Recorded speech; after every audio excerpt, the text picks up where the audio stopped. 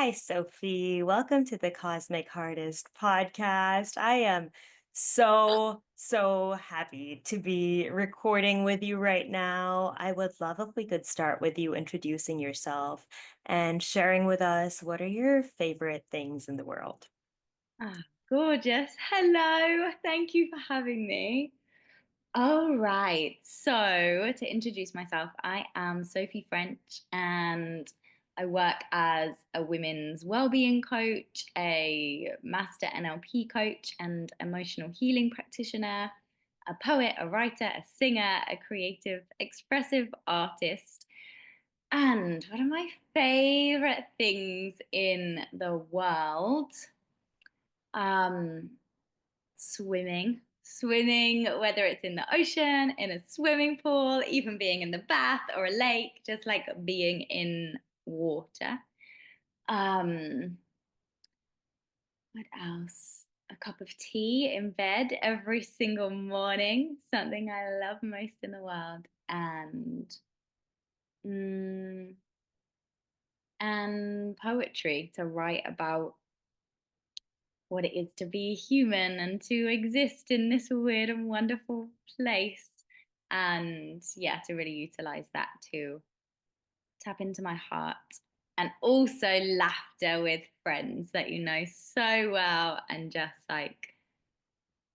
absolute hilarious times where we're like, what is life? That's my favorite. I love that. Isn't that just such a precious part of girlhood? Like those giggles that last forever, and we don't even know what we're laughing about anymore, but we're laughing. And in that moment, we actually realize what bliss is because that is bliss, like not even knowing what's going on, but we're just so filled with joy. Yeah, definitely. Yeah, it's like one of my favorite things ever, just that laughter and connection. Do you know your sun, moon, and rising? I do. I am Pisces sun, Leo rising, and Scorpio moon. Okay.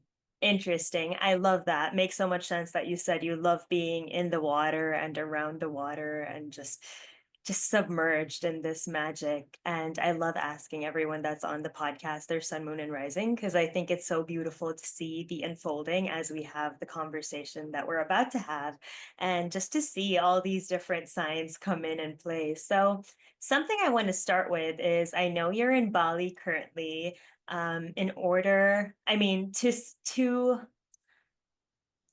channel that Bali energy. I'm wearing a top that I bought at Bali. But And I'm just curious about your story. How did you end up in Bali? I know it's not your first time there. I know you've been there for a little while. Tell me what's going on? What brought you there? yeah, it's a great question. Um, so initially I was supposed to go to Bali for a 2-week holiday back in 2020. And I was just really called to be there for my to see in my birthday in Bali. And then during that time, COVID happened, and I was in like this predicament as to whether to go home. Everyone was going home, everyone was leaving, and I just had this real knowing of like, I need to stay in Bali. This is where I need to be. So that 2-week holiday turned into 2.5 years there, here, um, which was absolutely wild. And like one of those real sliding doors moments where I could really watch these two timelines split off and I could see I know the known one. So this is going to ask me to choose the unknown. And I did. And it was one of the best decisions I've ever made. Also, completely wild and had like the most wild, insane time.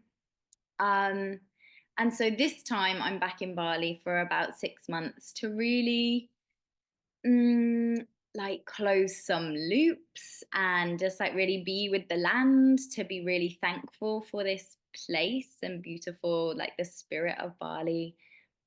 In a way that I wasn't like equipped or resourced to do before because there was so much going on, particularly during the pandemic and just like not being able to get home and all of that.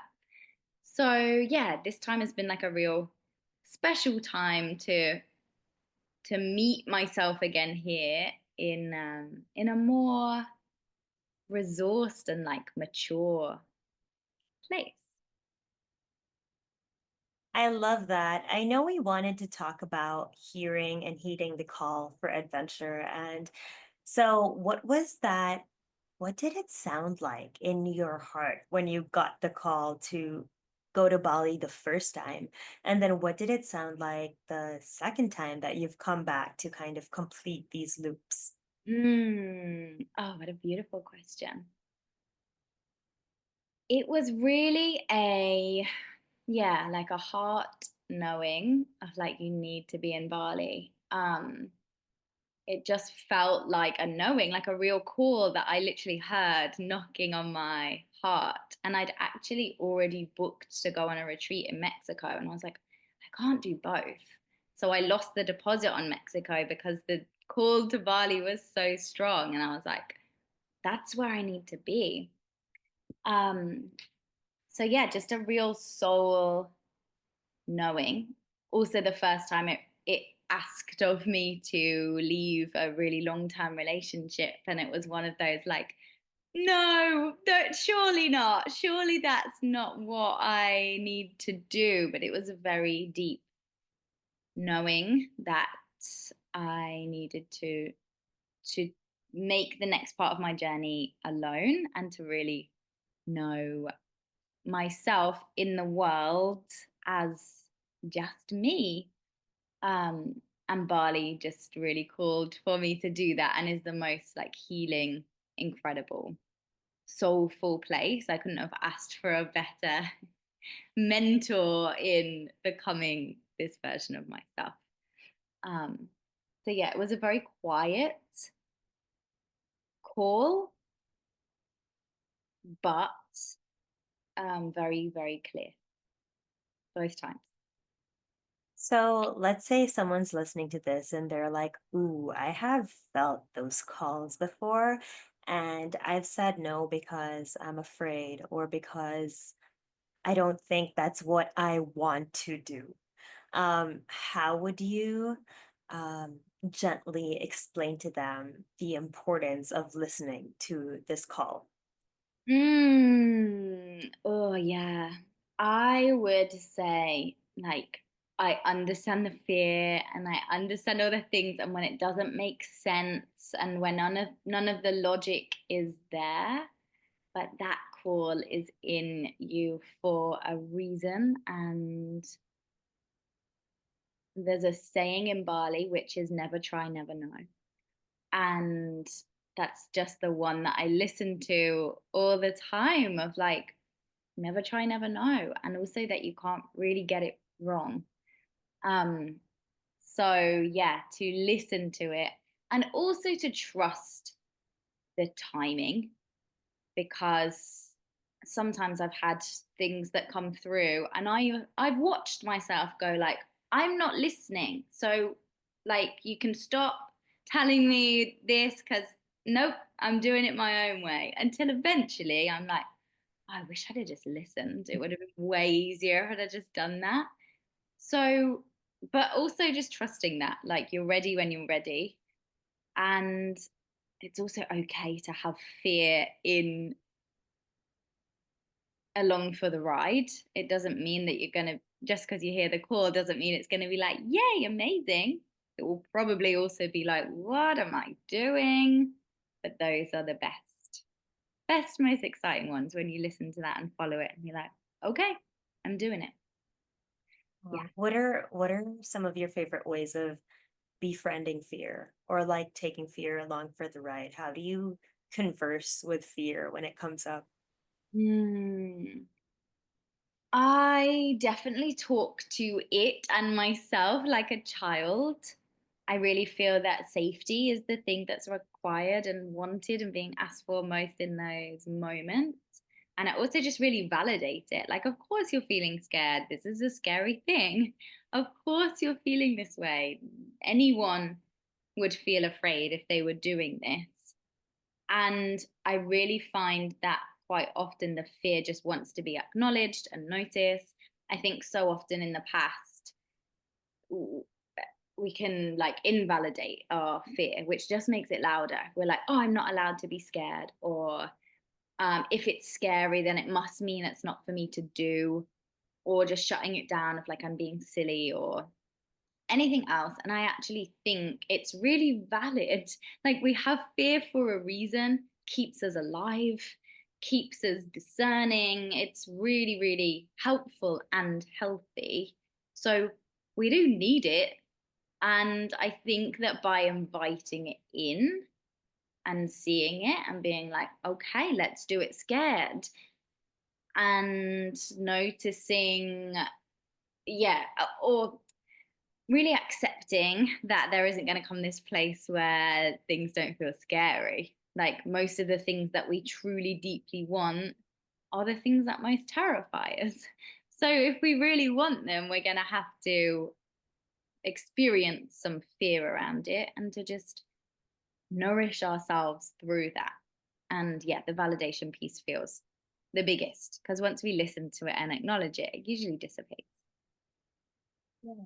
It just like you said, you treat it like a kid, and with a kid, usually a kid just wants to be heard out. And once you hear them out, it's like, oh, okay, you get what I'm saying. I don't need to keep pestering. Versus if we're not listening, it gets louder and louder and louder, and then all of a sudden we're living a life that's just dictated by fear rather than using fear as a tool and taking it in our backpack and being like, oh, this can actually help me get more places in life and experience more unknowns in life.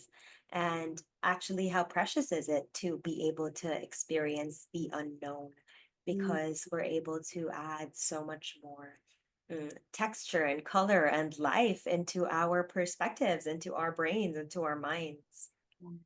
Totally. Yes.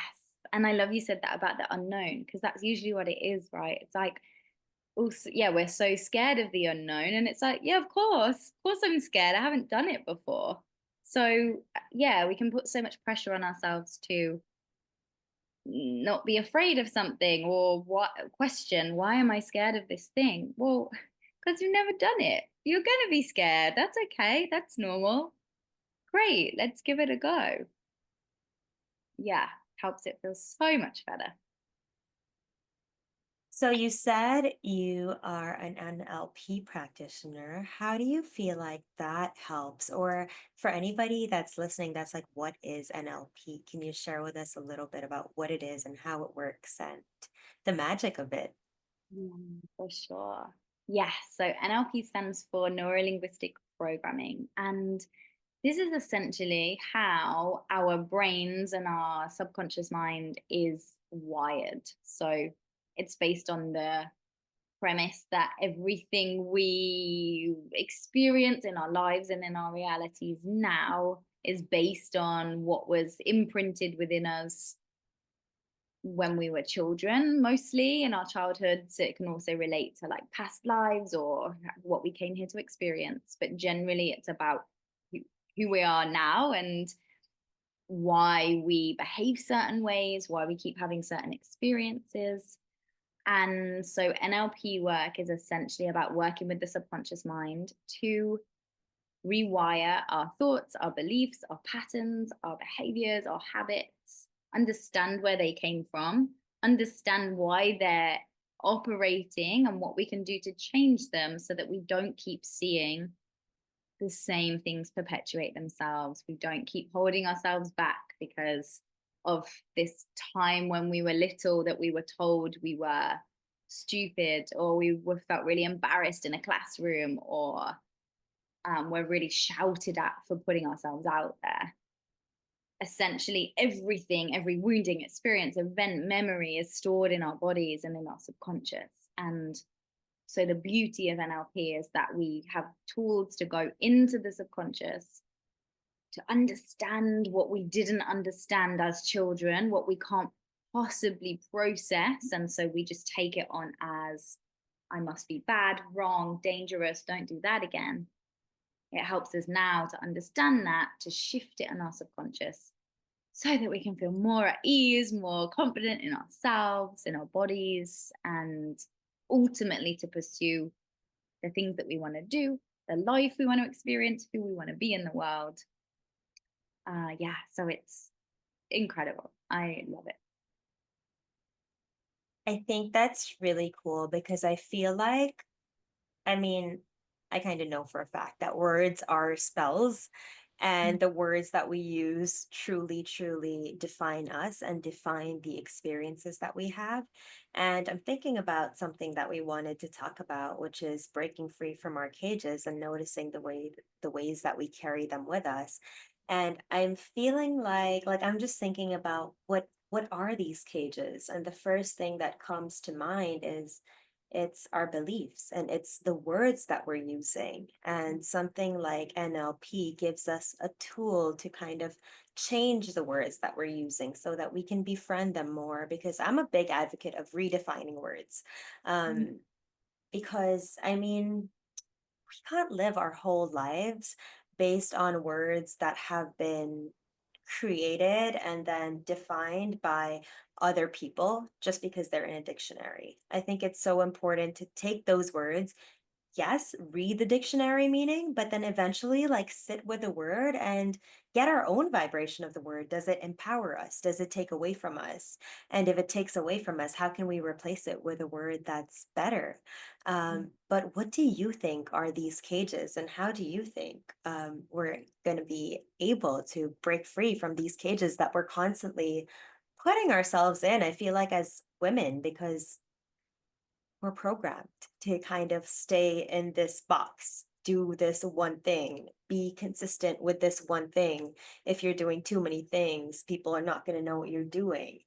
And that's a cage. But before I digress, I'm going to pass it on to you. What do you think? Mm.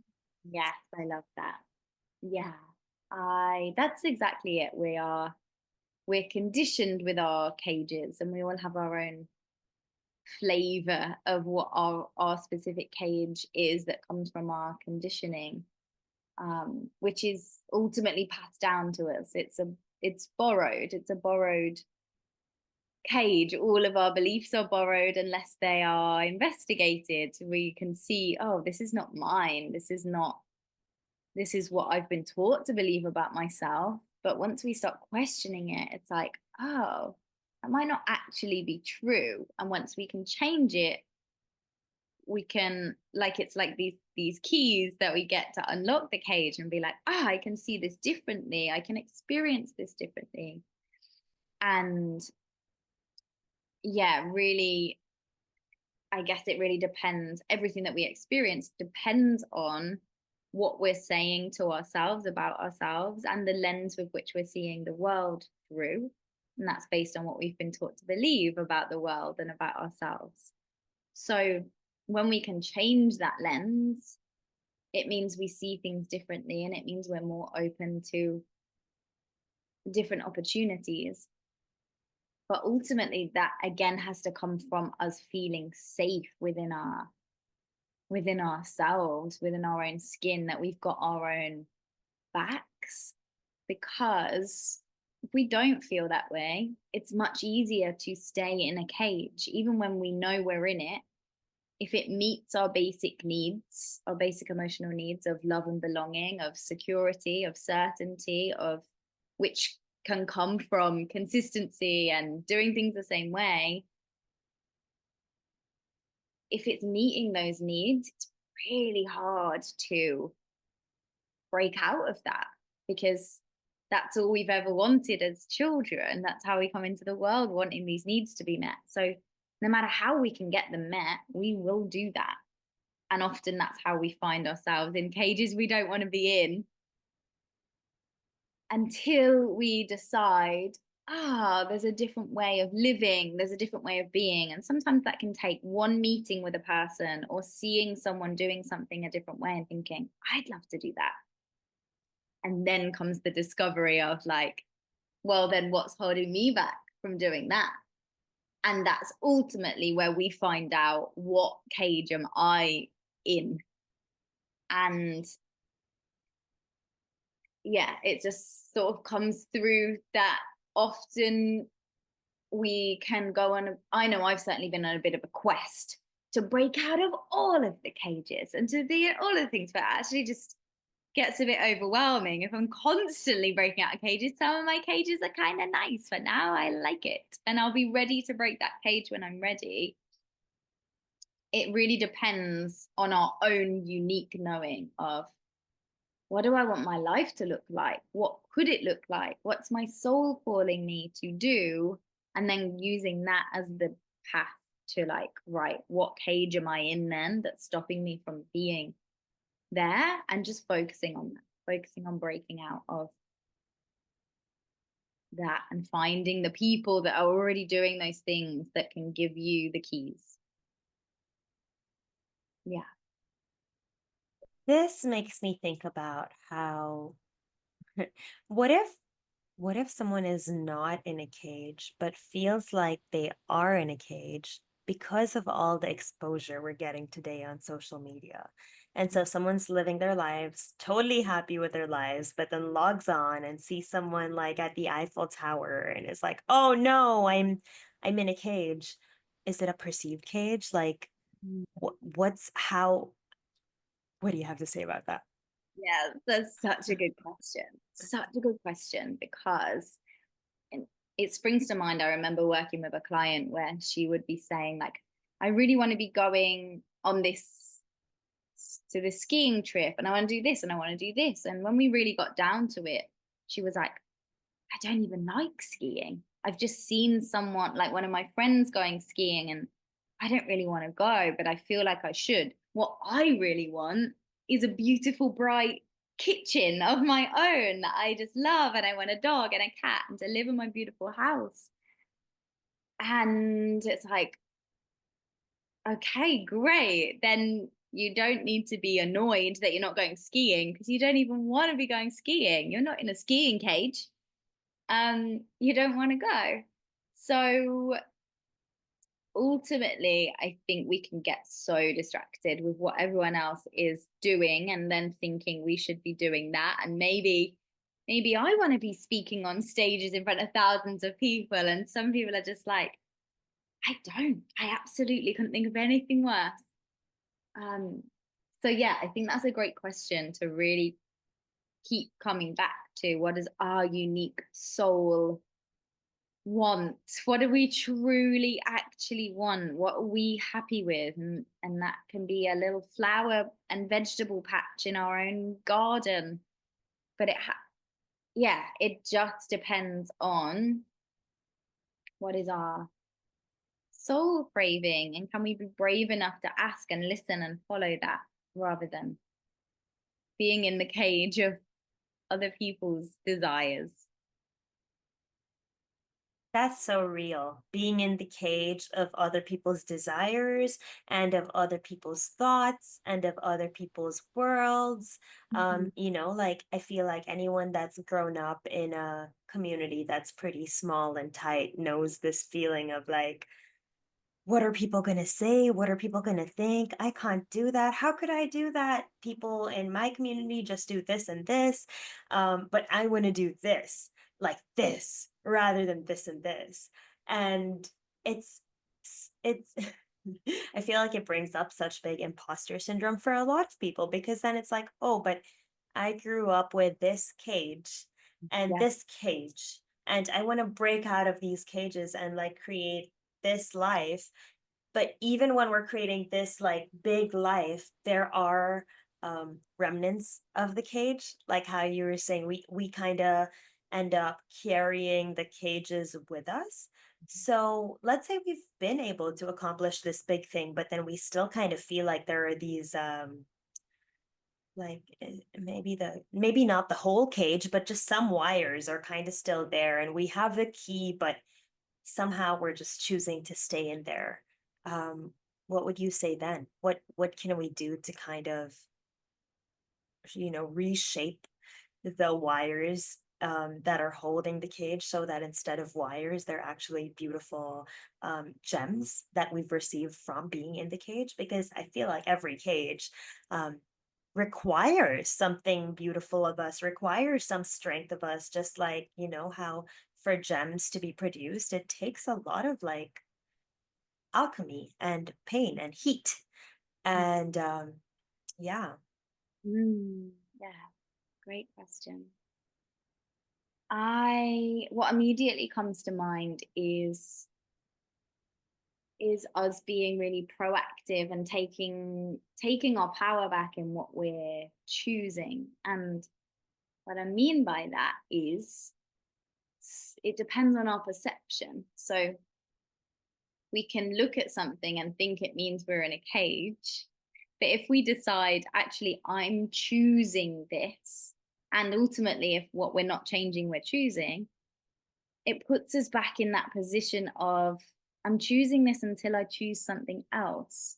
And then we are at, at the helm of our own decisions and our own choices. So, an example of this, I was living in Bali and absolutely, I loved it. I was absolutely thriving and felt so free in so many areas. But there was also something that was missing from like my roots in the UK. And so I went to the UK, but then the whole time I was in the UK, I was perceiving that I was trapped. I was perceiving that I was in a cage and needed to get out and find freedom again in Bali. Again, okay, did that. Yes, it's so freeing. But ultimately, now I want to be in the UK for a while. And this time I'm choosing it. And there's so much more opportunity when I'm choosing something rather than when I'm in it but resisting it and calling it a cage. Yeah, I'm like, oh yeah, interesting. So I guess it is taking ownership for when we are choosing everything.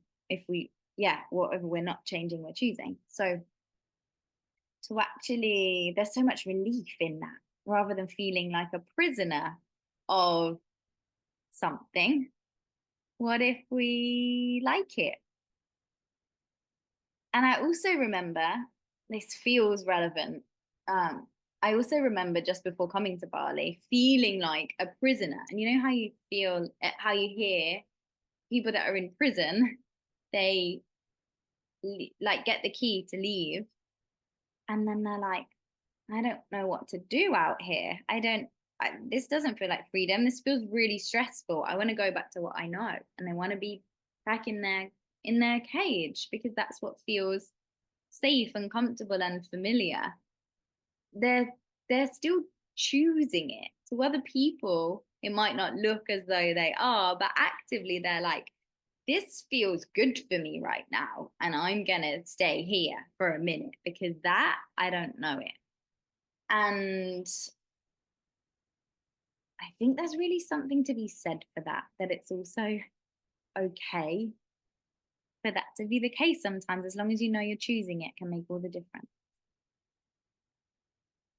I love that you brought in the word choice because I think that's the biggest gift that we have as humans. Like we have choice.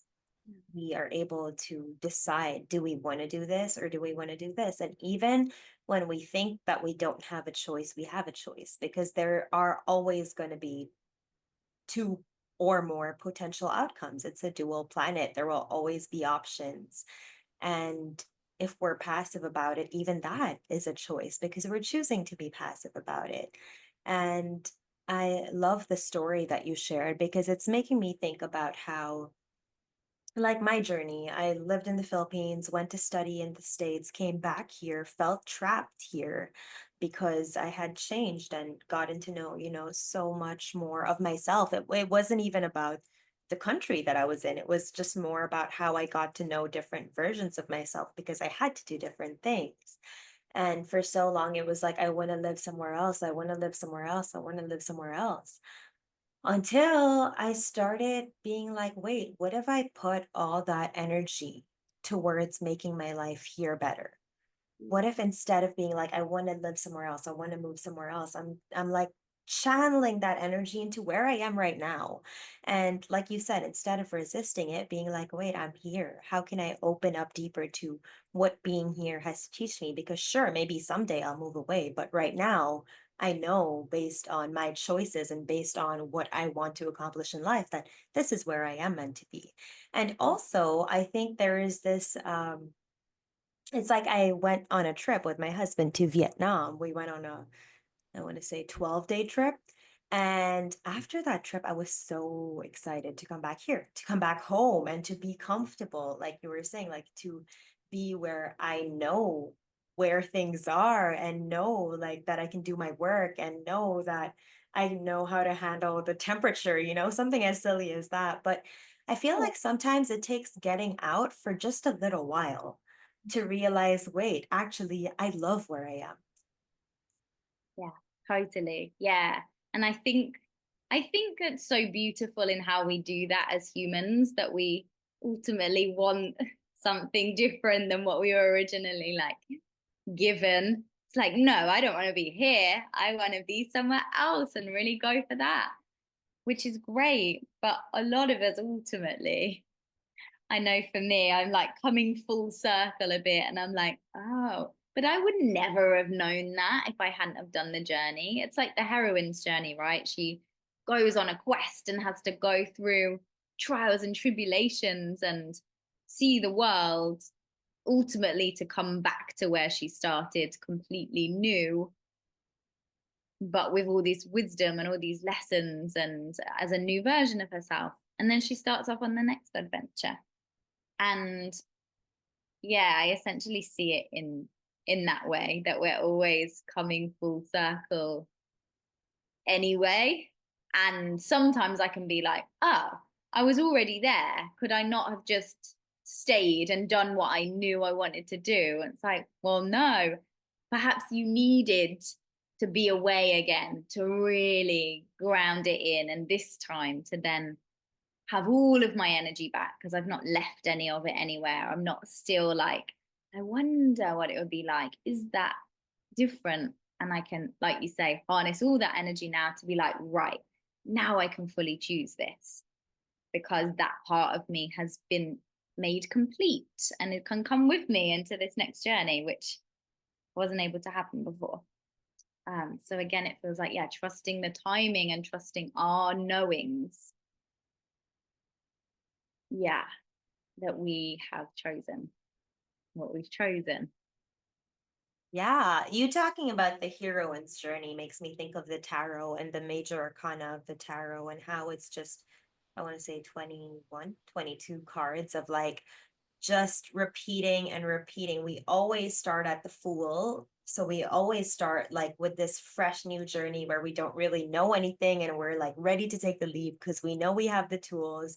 And we always end at the World where we just feel complete and we feel like we understand the world and we feel like we've adventured and we've done all these things. And then we're back to zero again. And it's a whole different adventure because I'm sure the things that you'll be facing now when you go back to the UK would be very different than the things then that you would have faced had you stayed. And the way that you approach it now, I'm sure you'll approach it with, so much more oomph rather than this feeling of, oh, just another thing I have to do because like you said, we've gotten these adventures, and as humans, we need adventures. I mean, there is a reason that the world is so large. There is a reason that we have different countries and different perspectives, and it definitely is to adventure and to experience and to learn more.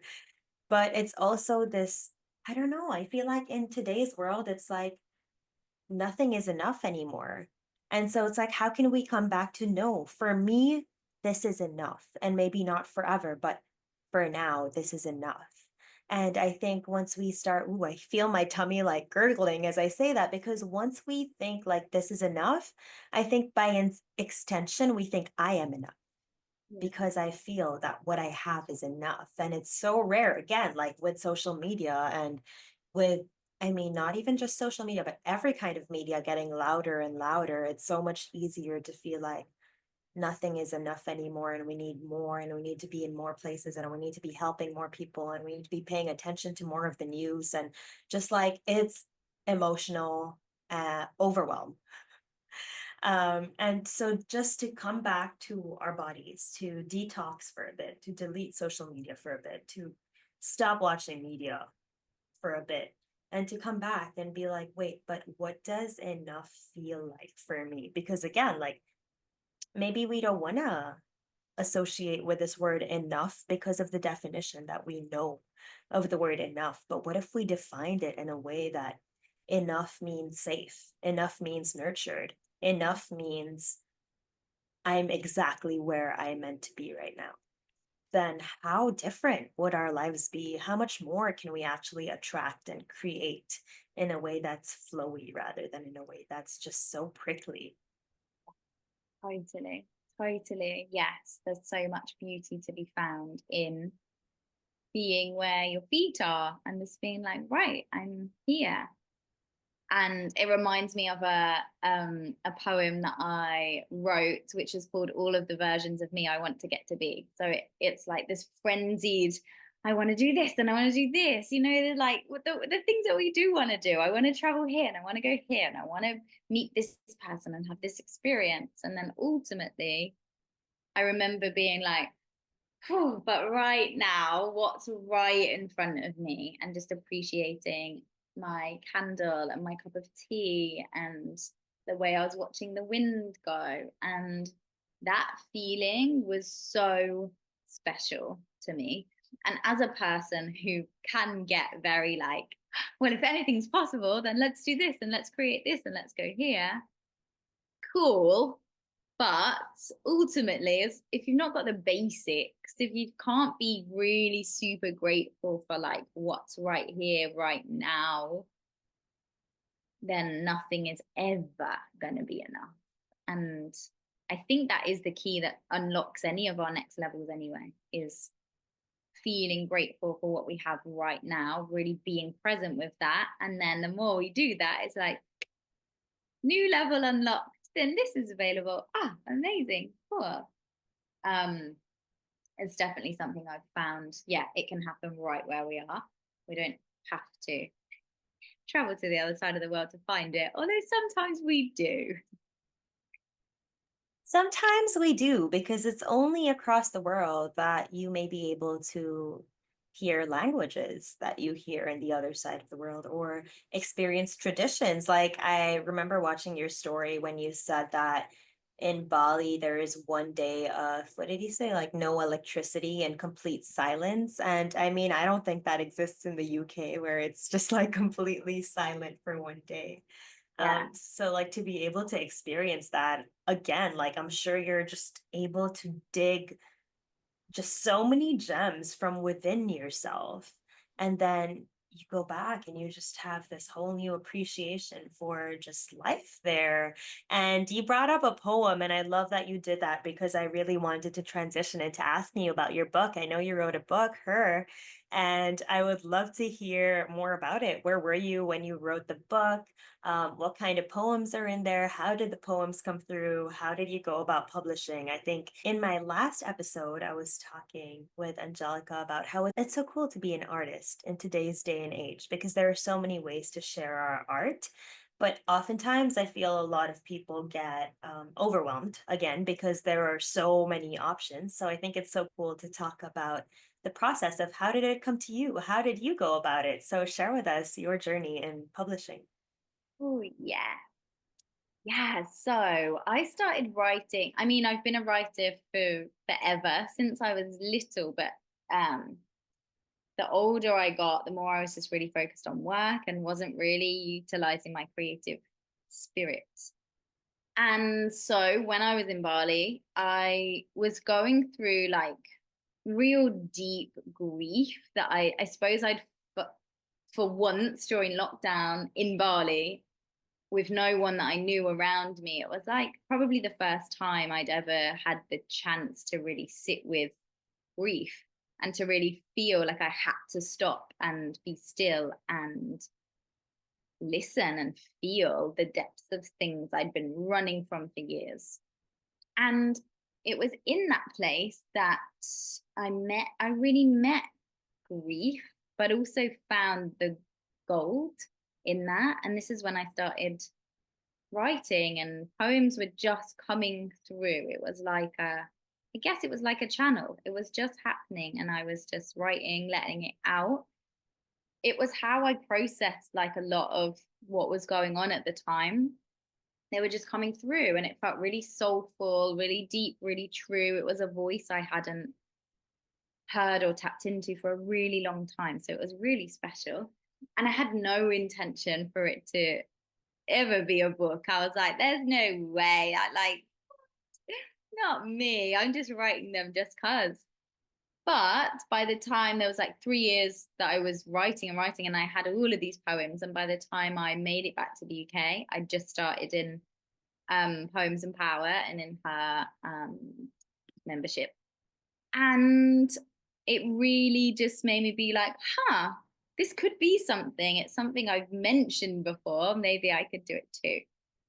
And ultimately, that was just the last piece was in being brave enough to do it.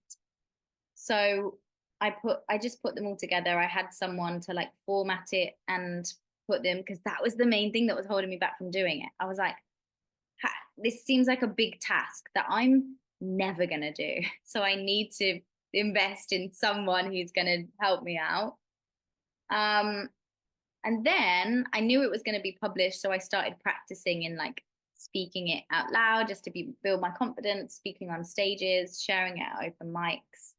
And then, yeah, within 9 months, I'd published it and it was out to the world. And it felt like a really organic process. And yeah, I felt of it like a baby, the process of a baby, like planting the seed, coming through from my soul, knowing that that's what I wanted. And then the 9 months it took to really like evolve it into a finished thing. Yeah, so I was living by the ocean while I was writing it and just was in communion with the ocean every day. Yeah, it was really magic. And one of those examples of what happens when you actually follow your soul rather than try and think everything from your brain. It just came through and I just listened and trusted. And it didn't make any sense. Um, but yeah. I feel like grief is such a thing, such an emotion that really, really activates creativity and art in any form. Because for me, I lost my dad almost a year ago, and the way that I processed as everything was going on was really poetry. Like, especially after, I mean, I would just think of a moment, and from that moment, a poem would come through. And I think it's just such soul balm to have something like poetry or any kind of art as a tool when we're navigating these really deep, really heavy emotions, because it's not like we're bypassing them. It's not like we're avoiding them. We're actually going so deep into them, even if it's just like through that time that we're writing a poem, that we, just like you were talking about fear, like we allow it to be felt. We allow the grief to be felt and to be seen and to be heard. And we're having a conversation with it, being like, I understand you're hurt. And we're having a conversation with ourselves. And then we're giving ourselves permission. So I feel like just creativity is such a magical portal to be able to overcome anything in our lives. And we are in a world that is so much about consuming rather than creating. And there's such importance to get more people to create again. And so, what would your advice be to people that are consuming a lot and feeling like they don't have an avenue to express? Mm. Yeah, I would definitely say switch it all up, all of the consumption just for a bit. A phrase I've been coining recently is depth before dopamine. So whenever you can find that space of depth, it's just in a morning, keeping your phone off because we're bombarded with everyone else's thoughts. So yeah, really through just tapping into your own voice, like what do you think? What's your opinion? How do you feel? what's your view on this thing? And even if you write it down just for you, that's enough to get started and hearing your own voice again rather than the voice of millions of people all of the time. Tapping into what's yours, what's true. And I definitely find that through writing. Sometimes people might find it through dance, putting on a beautiful song and just moving your own body because that's yours. Yeah, you don't have to show anyone or share it with anyone, but completely through dance, voice, painting, writing, movement. There's so much, there's just a wellspring of creativity to be tapped into. And it's like divine when we tap into that place and realize how much exists within us that we don't have to be looking at everyone else. We are all so unique as everyone's fingerprints is like our soul came here to feel something, experience something, express something. We're all different for a reason. So tap into what's your point of difference. What do you want to say? And there's room for everyone. We wouldn't live in this time where it feels as though everyone has a platform and a voice. I think yes, it can be noisy, but there's ultimately a reason for it because we've all understand that we all matter and what we have to say matters. And yeah, tapping into it just for you first. And then one day you might have a crazy idea to put something into a book or share an exhibition or post it online. There's, yeah, it's it's so special. And I think it's also so important to note that we go through seasons. So at one point, it may be writing a book, but the next year it may be dancing, and the next year it may be painting. Like we're really not limited to any. And I feel like the old way of thinking was like um, you need to be so educated in this realm to be able to do it. Mm. Whereas now, again, we're like bombarded with information, but that's also a good thing because we have the resources to learn how to do so many different things, whether or not we've been educated in it. We can educate ourselves. And, there is no teacher that's ever going to tell us this is right and this is wrong. It's more about us. And it's really about the relationship between our mind and our heart. And giving ourselves the permission to be vulnerable, giving ourselves the permission to share with ourselves before we share with anyone else. And I think that there is so much power in sharing our vulnerability and sharing our voice because that's what allows us to find people that are similar to us, that make us realize, like, oh, wait, maybe my message is necessary. Maybe someone can benefit from my message. So I want to ask you, what if someone feels like they have this message, but they don't know what the message is yet, but they feel like there's something really heavy there, like something with big magnitude that needs to, I don't know, that needs attention and eventually maybe needs to come out in the world. How would you walk them through the process of like holding and nurturing and creating and then finding their voice to finally share it? So I would say, yeah, when you talk about like there being a magnitude of something inside, my initial want to say is like, what emotion lives there? Because I think when we can tap into our emotions, is like our emotions are the truest thing about us. How we feel is so true. It's what's real. And I think when we are brave enough to tap into that, we will start to see that as like a touch point of where we can access what we want to say and what wants to come through because that's what's real. And it's no coincidence that like the most famous singers and songwriters have written their music from places of like deep vulnerability and really just being true to what their experience is and what they're feeling. And there's an authenticity to that. And so that feels like the place to begin before you think about how is this going to land with anyone else. How do you feel? What is true for you? What is on your heart? And starting there, being really connected to your own feelings, your own heart, what's there. And an example of this, I was working with a client recently, and she was experiencing deep grief, and she was just like, my creativity is completely dried up, and she said, I feel like I'm holding back a tidal wave, and nothing, I just feel numb, like nothing's coming. And we worked through this beautiful emotional freedom technique uh, session where she was able to let this tidal wave of emotion out in a safe space that she hadn't felt able to.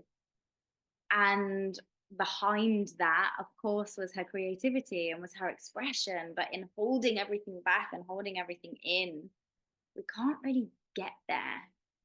So it's in like feeling safe enough and able enough to feel what's really true, to let all of that out, because that's when we feel real. It's when the mask drops, you know, when we've had a good cry and we feel like rinsed and cleansed. I'm like, ah, here I am. That's the place, that's the spot where the voice on your heart will come so much clearer. The message that you have will come so much clearer. Yeah, but it definitely takes some practice to hang out there rather than in everyone else's noise. Yeah, it takes practice. And like you're saying, I feel like sometimes, especially when we're not used to it or we've never really held that space for ourselves, it's so important to find someone that can hold that safe space for us to then go through these big emotions without feeling like we're going to lose ourselves or without feeling like we're just going to go so, so deep that we just don't know how to pull ourselves out. So, this is where I want to ask you, if a person were to work with you, what would they get? What does it look like? What does this experience look like?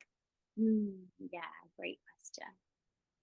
So ultimately, anyone that I work with, it's about becoming more of who they are.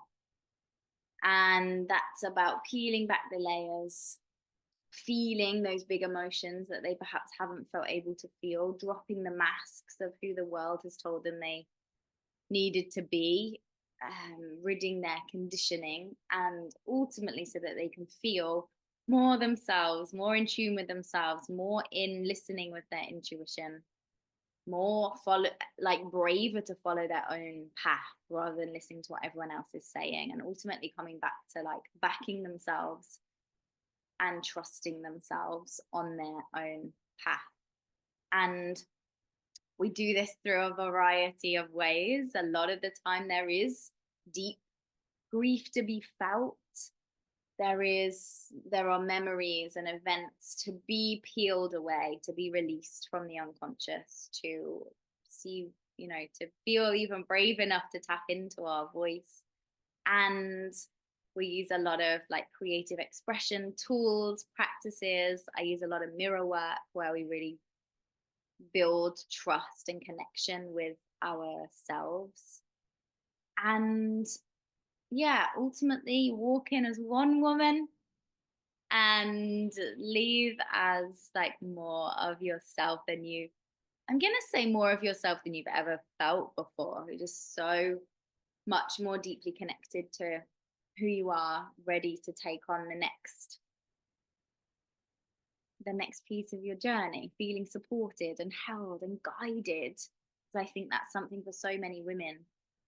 We feel like we've got to do it alone and can't be supported and have to like forge and force through. And actually, this is a space where you get to have someone on your team who believes in you, who understands, who gets it. and can support you to release some of those really deep held, deep rooted beliefs that have been held. Yeah, I feel like that is such sacred and profound work because at the end of the day, I feel like what women like you and I are working towards are really a world where more women feel comfortable being themselves, completely themselves, without any curtains, without any forcing, without any pressure, but just showing up as, we've always known that we are. And the more that we have a world where women are operating that way, the more the younger generation gets permission that it's okay to operate that way. And in that, we're rippling out and building a world that's just so much more heart centered, so much more felt. Mm. So, my next question for you, which is almost my last question for you, is what do you feel like makes you a artist? Beautiful. Mm. I feel like what makes me a artist is my ability to turn, oh, it sounds really obvious, but my ability to turn what's on my heart into art and ultimately to alchemize some really deep, heavy, shitty experiences into beauty and magic and lessons and learnings and wisdom, and then to be able to put that into words or into a story or a song, and to really express and share from my heart, and to know how to listen to that even when my mind gets very strong and like it really knows what's up, to have the capacity to drop back into my heart, to be humbled, to be with what's true or what is more heart centered decision or way of being. Um, yeah. I love that explanation. I see so clearly the Pisces and the Scorpio and the Leo, and I see how important it is in your life to like just feel deeply before anything else because Leo has the ability to just create so beautifully, but then without going to the depths, without feeling, without understanding the intuitive hits, the creation feels like it lacks something. And so I think it's such a holistic way that you're able to feel and create and alchemize and then find like what's the best method to share this with the world. So that is amazing. Thank you so much for sharing your story on the podcast. My last question is if people want to work with you, where can they find you and how can they work with you? Yes. So you can find me on Instagram, which is where I hang out the most, which is at sophiefrench.co. And on my website, sophiefrench.co. And even to email me to, because I do a lot of bespoke proposals for artists, creatives, business women, depending on where they're at. I like it to be a lot more personalized with like what's their actual experience. And my email is hello@sophiefrenchcreative.com. So you can drop me an email, tell me a little bit about what's going on, what your experience is, and yeah, I can create something that might be suitable for where you're at and what you might be needing. I love that. That's amazing that you have that offer. I also love doing that, like creating something especially for someone based on where they are, because it's really not a one size fits all when we're doing this work. It's so much more beautiful when it's like when it's tailored to a person, because every person is just so uniquely different and has such precious magic to bring. So I love that you do that. Thank you for sharing everything that you have. I will add all those links to the description of the podcast. And yes, just thank you so much, Sophie. I appreciate you. Thank you so much. It's been beautiful. I've loved this. I'm so glad we finally dropped in.